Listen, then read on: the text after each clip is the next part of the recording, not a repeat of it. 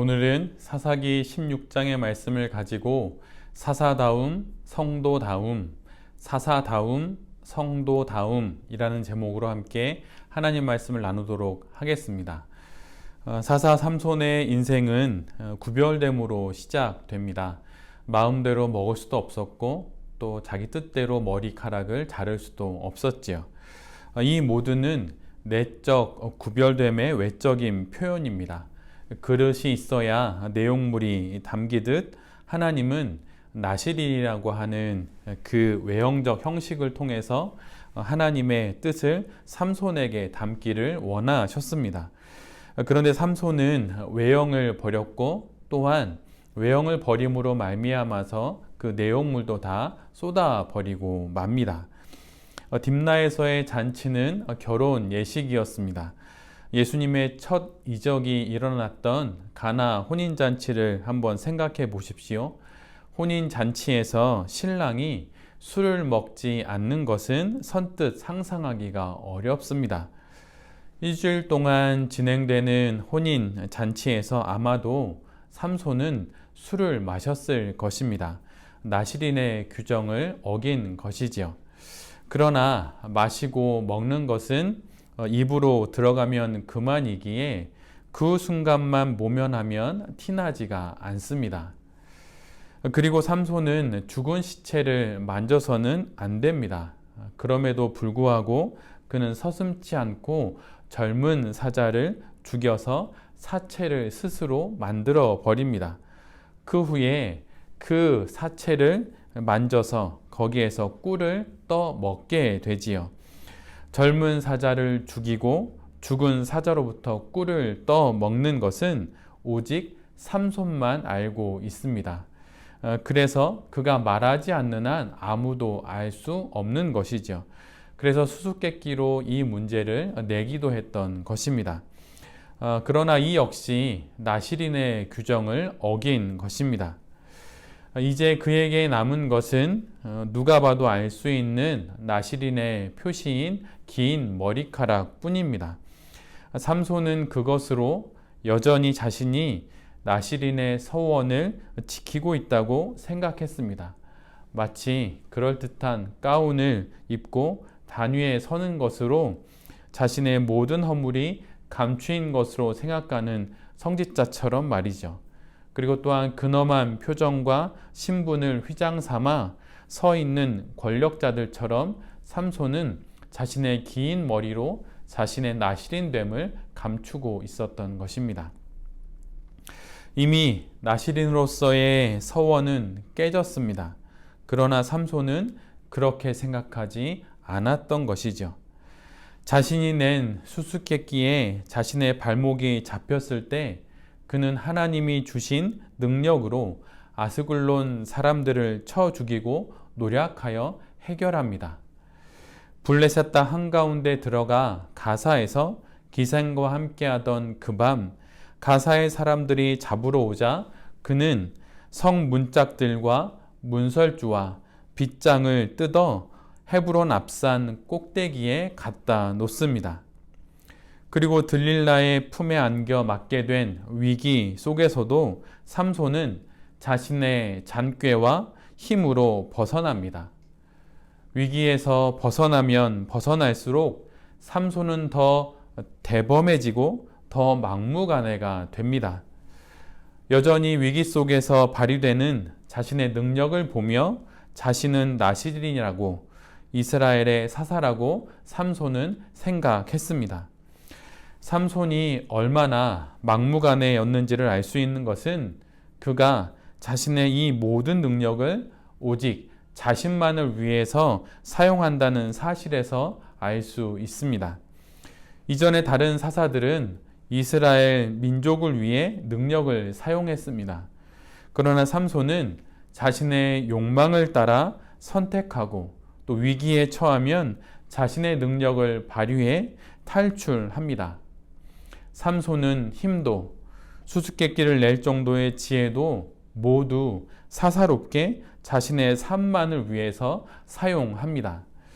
사사답게 사용되어야 할 힘과 지혜와 능력을 사사롭게 자신을 위해서 사용합니다. 그의 이야기 어디에도 자신의 능력을 하나님을 위해 또 이스라엘 민족을 위해 사용했다고 하는 기록은 나오지가 않습니다. 삼손의 모든 승리는 개인의 승리일 뿐이지 이스라엘 민족의 승리는 아니었습니다. 개인의 위기 탈출, 개인의 안갚음일 뿐이었던 것이죠. 그는 사사라고 불렸지만 그는 사사로서의 역할을 단 한 번도 한 적이 없습니다. 사사로의 구별됨은 사사로운 삶을 넘어 하나님과 민족을 위해 살라는 부르심입니다. 그런데 삼손은 자신의 신분과 직분을 잊었습니다. 그래서 결국 우리 모두가 아는 아무 쓸모없는 죽음을 맞게 되지요. 삼손은 끝까지 개인으로 살다 결국 개인으로 죽고 맙니다. 삼손이 이렇게 무너지게 된 것은 사사의 정체성을 잃어버렸기 때문입니다. 그것으로부터 이 모든 일이 시작된 것이죠. 제 아무리 긴 머리로 상징되어지는 사사로의 표식이 있어도 사사에 어울리지 않는 그의 삶은 오히려 그 긴 머리로 인해 비웃음을 받을 뿐입니다. 사사로서의 정체성을 잃어버리니 결국 그는 사사로서의 삶도 잃어버리고 맙니다. 정체성을 잃어버린 삼손에게 하나님은 결코 고려의 대상이 되지 않았습니다. 오직 삼손 앞에는 사람들만 있었지요. 삼손 앞에는 오직 두 종류의 사람들만 있었습니다. 자신의 욕망을 풀어줄 사람, 그리고 자신의 욕망에 방해가 되는 사람. 이 이름은 그 말처럼 하나님만을 보며 살도록 선택되어진 사람들입니다. 그리고 사람들로 하여금 하나님만을 보게 하는 자, 바로 그가 사사이지요. 하나님을 통해 세상을 보는 자요, 사람들로 하여금 그 하나님을 보게 하는 자, 바로 그가 사사입니다. 영어로 레디칼이라고 하는 단어가 있는데 급진적이라고 하는 단어입니다. 그런데 원래 이 단어는 라틴어 라딕스에서 나왔는데 시간이 흘러서 이 단어는 근본적인 문제를 들추어내고 대의에 철저하게 헌신한 이들을 가리키는 뜻을 갖게 되었습니다. 삼손은 그 출생의 구별됨에서 알 수 있듯이 대의를 위해서, 즉 하나님의 뜻을 위해서 철저히 구분된 자입니다.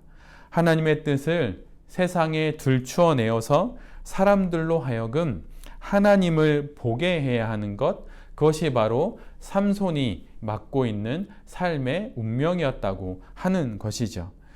그랬던 그가 정체성을 잃어버리고 사사로워지자 그의 눈에 더 이상 하나님은 보이지 않게 됩니다. 대의는 온데간데 없이 사라지고 오직 자신의 사사로운 욕망만 남게 됩니다. 이제 하나님이 주신 능력은 자기 욕망의 수단이 되었고 이를 막아서는 자들은 모두 적이 되어 버립니다. 우리는 이런 삼손을 보면서 이런 생각을 하곤 합니다. 저런 능력과 실력을 갖고 고작 저 정도밖에 살지 못하나? 나 같으면 그렇게 살지 않겠는데. 그 엄청난 힘, 수수께끼를 낼 수 있을 정도로 그런 지혜로움이 있고 또 약삭빠른 여우들을 300마리나 붙잡는 묘수를 낼 정도의 지혜를 갖고도 고작 이렇게 밖에 살지 못하나 하는 생각을 하게 됩니다. 그런데 사실 우리가 삼손일 수 있습니다. 성도는 나실인처럼 구별된 사람들입니다. 성도란 이렇게 구별된 삶으로 초대받은 사람들이지요. 이것은 초대이고 영광입니다. 그런데 그 구별됨을 갖고도 고작 이 정도밖에 살지 못하는가 하는 질문을 스스로에게 던질 필요가 있습니다. 성도가 그 정체성을 잃어버리면 삼손과 같은 사람이 됩니다. 사도행전 14장을 보면 거기에는 바울과 바나바가 루스드라라고 하는 지역에 이르러 발을 쓰지 못하는 사람을 일으켜 걷게 하는 내용이 나옵니다. 그러자 무리가 바울이 한 일을 보고 루가오니아 방언으로 소리를 질러 이르되 이렇게 말을 합니다. 신들이 사람의 형상으로 우리 가운데 내려오셨다. 이렇게 말을 하지요. 그러고 바나바는 제우스라고 또 바울은 헤르메스라고 부르게 됩니다. 그러면서 소와 또 꽃들을 가지고 대문 앞에 와서 바울과 바나바에게 제사를 드리려고까지 하지요. 이에 바울과 바나바는 이렇게 말합니다. 사도행전 14장 15절 말씀인데요. 여러분이여 어찌하여 이런 일을 하느냐? 우리도 여러분과 같은 성정을 가진 사람이라. 여러분에게 복음을 전하는 것은 이런 헛된 일을 버리고 천지와 바다와 그 가운데 만물을 지으시고 살아계신 하나님께로 돌아오게 함이라. 이렇게 말하며 겨우 사람들을 말리고 자신들에게 제사를 드리지 못하게 합니다. 사람들의 호응과 주목, 관심과 치켜세움 속에서도 바울과 바나바는 자신들의 정체성을 잃지 않습니다. 왜 사도가 되었고 왜 복음을 전하는지 잊지 않았던 것이죠. 그러나 이런 일은 사도 또 베드로에게도 일어납니다. 사도행전 10장에서 고넬료라 불리는 이달리아 군대의 백부장이 베드로를 만나러 오게 됩니다. 하루는 고넬료가 환상 중에 하나님의 사자를 통해 욥바에 있는 베드로를 만나라는 명을 듣게 됩니다. 이에 고넬료가 하인 2명과 군사 중에 경건한 사람 하나를 베드로에게 보내게 되지요. 그래서 욥바로부터 베드로를 자기의 집으로 이렇게 모시게 됩니다. 그래서 그들과 함께 베드로가 자신의 집에 오게 되는 장면을 성경은 이렇게 사도행전 10장 23절로 26절에 기록하고 있습니다. 이튿날 일어나 그들과 함께 갈새 욥바에서 온 어떤 형제들도 함께 가니라. 이튿날 가이사랴에 들어가니 고넬료가 그의 친척과 가까운 친구들을 모아 기다리더니 마침 베드로가 들어올 때에 고넬료가 맞아 발 앞에 엎드리어 절하니 베드로가 일으켜 이르되 일어서라 나도 사람이라 하고. 사도 베드로 역시 자신이 누구인지를 잊지 않았습니다. 사람들이 경배를 하고 또 사람들이 자신을 지켜 세울 때 그렇게 정체성의 위협을 받는 그 순간에도 바울과 바나바도 그리고 사도 베드로도 자신의 정체성을 잊지 않았습니다. 성도의 정체성을 보여주는 말씀은 사도 베드로가 기록한 베드로전서 2장 9절에 이렇게 기록되어 있습니다. 그러나 너희는 택하신 족속이요 왕같은 제사장들이요 거룩한 나라요 그의 소유가 된 백성이니 이는 너희를 어두운 데서 불러내어 그의 기이한 빛에 들어가게 하신 이의 아름다운 덕을 선포하게 하려 하심이라. 이 한 구절에서 우리는 성도의 정체성이 4가지로 기록되고 있는 것을 보게 됩니다. 첫 번째는 택하신 족속이지요. 헬라어 원어를 번역하면 선택받은 족속이라는 뜻입니다. 즉, 한 왕의 통치를 받도록 구별된 족속이라고 하는 것이죠. 선택받았다는 것은 나 역시 한 분을 선택했다는 뜻입니다. 마치 이것은 결혼과도 같은 것이죠. 신랑과 신부가 서로를 선택했다는 것은 서로 선택을 받았다라는 것을 의미하기도 합니다. 선택받은 족속인 우리는 나의 왕으로 하나님을 선택한 자들이라는 뜻입니다. 에레미야 11장 4절에 이런 말씀이 있습니다. 너희는 내 백성이 되겠고 나는 너희의 하나님이 되리라. 이 관계 안에 우리의 정체성이 있습니다. 결혼 서약 안에 남편과 아내의 정체성이 있듯이 이 관계 안에 성도의 정체성이 있습니다. 너희는 내 백성이 되겠고 나는 너희의 하나님이 되리라. 정체성의 다른 말은 나는 누구인가 라고 하는 것에 대한 대답입니다. 팀 켈러 목사님이 쓴 결혼에 대하여 라고 하는 책에 보면 이런 구절이 나옵니다. 세간의 주장과 달리 실제로 우리의 정체성은 우리의 내면을 보아서만이 아니라 여러 중요한 관계와 내러티브를 통해 확립된다. 자신을 보는 우리의 시각은 근본적으로 그렇게 만들어진다. 자기 내면만 보아서는 불가능한 일이다. 우리의 정체성은 내 자신을 내려본다고, 내 자신을 계속 들여다본다고 생기는 것이 아니라 관계 속에서, 내러티브 속에서 우리의 정체성이 확립된다고 하는 것입니다. 이것을 성도인 우리의 삶에 빗대면 이렇게 말할 수 있는 것이죠. 나의 정체성은 하나님과의 관계 속에서 발견됩니다. 나의 정체성은 하나님의 이야기, 하나님과의 이야기, 즉 말씀 속에서 발견됩니다. 그리고 나의 정체성은 이 관계와 이 말씀을 묵상하며 판단할 때 그 말씀과 하나님 앞에서 나의 존재를 묵상하고 나의 존재를 확인하며 나의 존재를 생각할 때 비로소 확립된다고 하는 것이죠. 우리의 정체성은 이렇게 하나님과의 관계 속에서 확립이 됩니다. 그러기에 나는 하나님의 택하신 족속이요 하나님은 내가 섬겨야 할 왕이라고 하는 이 고백 속에서 우리의 정체성이 확립이 됩니다. 두 번째로 사도 베드로가 성도의 정체성으로 말하고 있는 것은 왕 같은 제사장입니다. 이 왕 같은 제사장이라는 표현이 마치 왕이신 하나님과 동등한 위치를 갖는 것처럼 읽히지만 사실 그런 내용은 아닙니다. 택함받은 족속이라는 말의 연장선에서 보았을 때도 하나님과 동등하다는 의미로 이해하는 것은 적절치가 않습니다.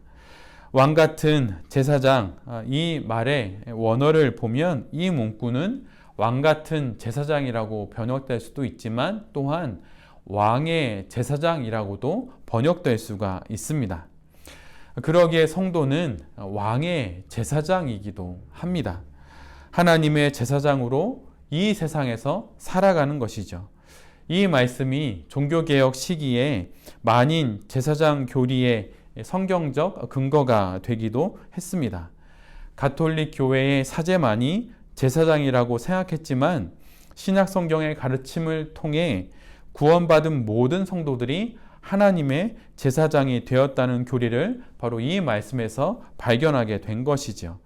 그러나 이것이 소위 교회 내의 직분과 역할에 대한 구분이 없다는 식으로 이해돼서는 안 된다는 것쯤은 여러분이 잘 알고 계실 것입니다.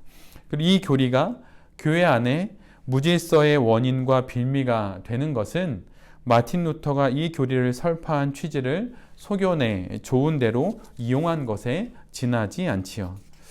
이 말의 궁극적인 의미는 모든 성도는 하나님의 제사장으로서 이제 사제나 목회자가 아니라 오직 한 분 예수 그리스도를 통해 하나님께 나아갈 수 있다는 의미입니다.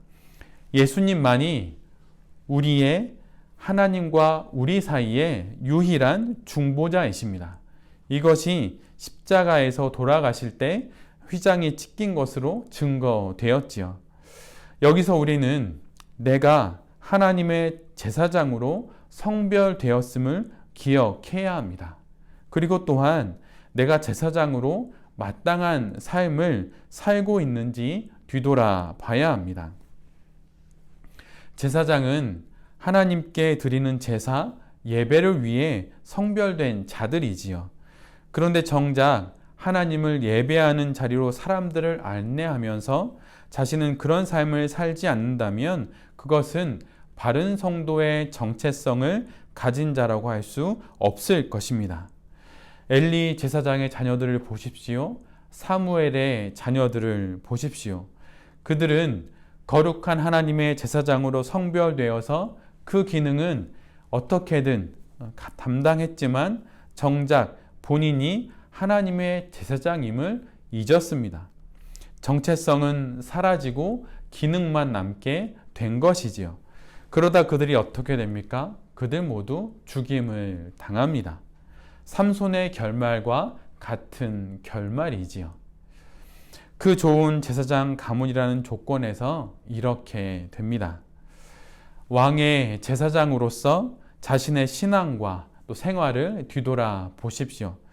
종교적 분위기에 오래도록 머물러 성도로서의 기능은 남아있지만 정체성은 사라진 것은 아닌지 뒤돌아 봐야 합니다. 우리가 말씀을 묵상하는 것은 당연한 일입니다. 목사, 또 목회자, 또 믿음이 좋은 어떤 성도들의 그들만의 일이 결코 아닙니다. 왕의 제사장이라면, 하나님의 제사장이라면 마땅히 하나님의 말씀을 묵상해야 합니다. 왕의 제사장이, 하나님의 제사장이 말씀을 묵상하지 않는다면 어찌 그가 자신의 정체성을 온전히 알고 있는 자라고 할 수 있겠습니까? 다른 신앙서적을 읽기 이전에, 다른 것 하기 이전에 하나님의 말씀을 먼저 묵상해야 합니다. 그것이 모든 성도의 마땅한 일입니다. 그리고 또한 왕의 제사장으로서 시간을 구분하여 기도하는 것 역시 당연히 해야 할 일입니다.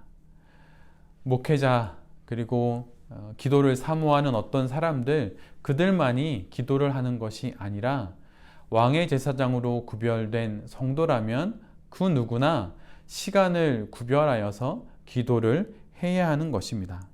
그렇게 왕의 제사장으로서 자신의 자리, 말씀과 기도의 자리를 찾아가야 하는 것이죠.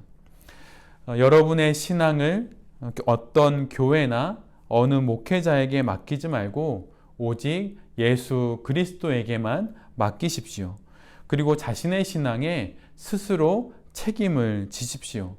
자녀들의 신앙도 가족들의 구원도 모두 왕의 제사장인 나의 몫입니다. 다른 누구의 몫이 결코 아닙니다. 가정에서, 직장에서 왕의 제사장으로 서십시오. 그럴 때 더욱 더 명확해지는 성도로서의 정체성을 확인하게 될 것입니다. 그리고 성도는 왕의 제사장으로서 왕이신 하나님과 세상의 중재자의 역할을 감당해야 합니다. 가끔 그리고 요즘 들어서 더더욱 차마 볼 수 없는 세상의 일들을 뉴스로 접하게 됩니다. 그리고 온갖 성동과 정치 이슈 가운데 정신을 차리지 못하게 됩니다. 그럴 때일수록 더욱 역사의 주인이신 하나님과 세상의 중재자로 우리를 부르셨음을 잊지 않아야 합니다. 나는 구원받았으니 세상 일은 모르겠고 신실하게 교회만 다니면 된다고 생각하지 않기를 바랍니다. 성도는 세상으로부터 구별되어 세상으로 보냄받은 자들입니다. 세상 속에서 나를 제사장으로 부르신 그 왕의 명을 따라 세상 속에 하나님의 예배를 만들어가는 사람이 성도인 것이죠.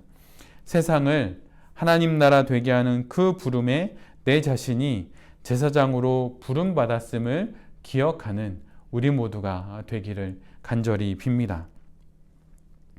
사도 베드로가 성도의 정체성으로 말하는 세 번째는 거룩한 나라입니다. 여기서 나라라고 하는 단어는 그 헬라어적인 의미로는 하나의 종족으로 이루어진 규모가 큰 무리들을 가리킵니다. 우리가 알고 있는 나라의 정의와 크게 다르지 않지요. 성도는 왕의 제사장에서 이제 더 나아가서 더 확장된 거룩한 나라의 정체성을 갖게 됩니다. 택하신 족속, 왕의 제사장, 이제는 거룩한 나라가 됩니다. 이 나라는 그냥 나라가 아니라 거룩한 나라입니다. 거룩이란 거룩하지 않은 것으로부터 구별되는 것이죠. 성도는 이처럼 내 자신이 이렇게 구별되어져 있는 무리 가운데 속해 있다는 것을 잊지 않아야 합니다. 거룩하지 않은 것으로부터 잘려져 나가서 거룩한 것에 접붙여진 것이죠. 그리스도인이 되었다는 것은 이렇게 접붙여져서 이미 거룩해져 있다고 하는 것입니다. 그러나 우리의 실제적인 생활에서는 여전히 거룩한 사람답게 살지 못하고 있지요. 그러나 우리는 하나님께 하나님의 은혜로 십자가로 완전히 하나님께 바쳐진 거룩한 하나님의 나라입니다. 아직 그 바쳐짐에 어울리지 않는 삶이 있지만 그것은 하나님과 함께 동행하며 날마다 성화되어 가는 과정 가운데 완성되어질 것입니다. 거룩함은 접붙여짐으로 이루어집니다. 좋은 과실을 맺지 못하는 나무에게 좋은 과실을 맺는 가지를 꺾어 접붙이면 그 나무가 좋은 과실을 맺게 되지요.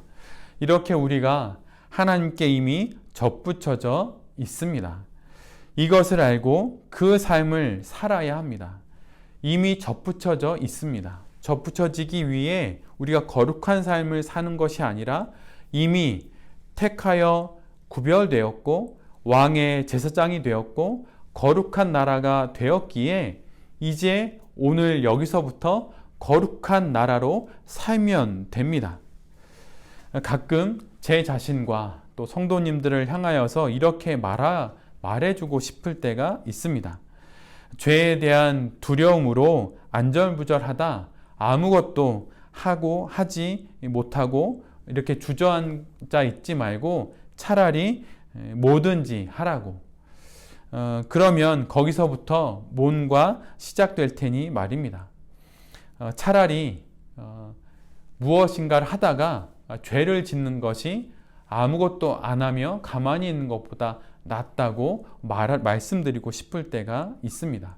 이 말은 죄를 지으라는 말이 아니라 하나님을 믿으면 거룩한 나라라면 뭐든지 해보라는 것입니다.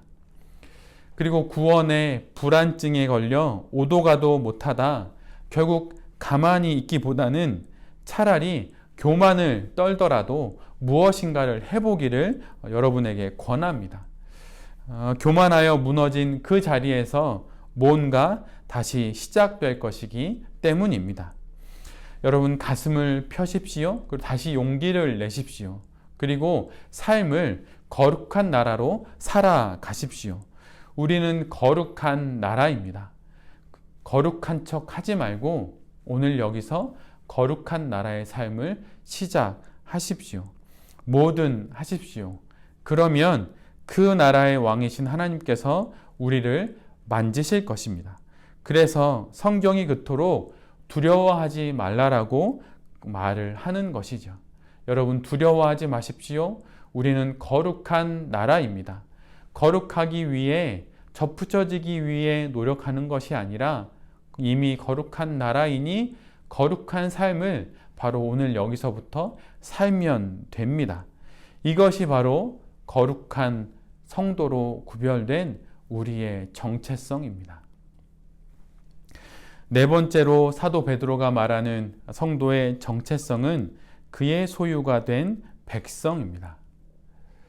이 말은 마치 첫 번째 택하신 족속 이 말을 반복하는 듯 들립니다. 그런데 이 말의 의미는 사실 이것보다 훨씬 더 깊습니다. 이 부분을 김남준 목사님은 이렇게 한마디로 번역해 두었습니다. 그의 소유가 된 백성, 이것은 보물 같은 백성들이다 라고 하는 뜻이다라고 말입니다. 하나님께 우리는 보물 같은 백성들입니다.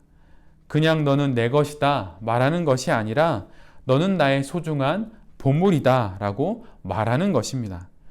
성경 중에 아가서는 하나님과 성도인 우리 사이를 남녀 간의 사랑으로 노래하는 참으로 신비로운 말씀입니다.